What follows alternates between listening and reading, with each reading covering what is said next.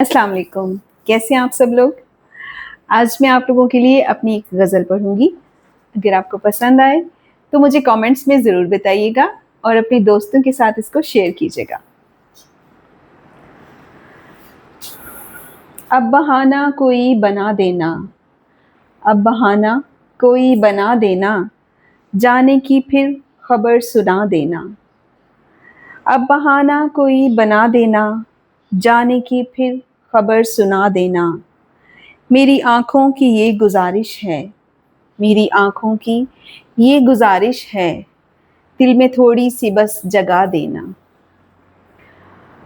लूट लेंगी करार ये दिल का, लूट लेंगी करार ये दिल का, बीती बातें सभी भुला देना।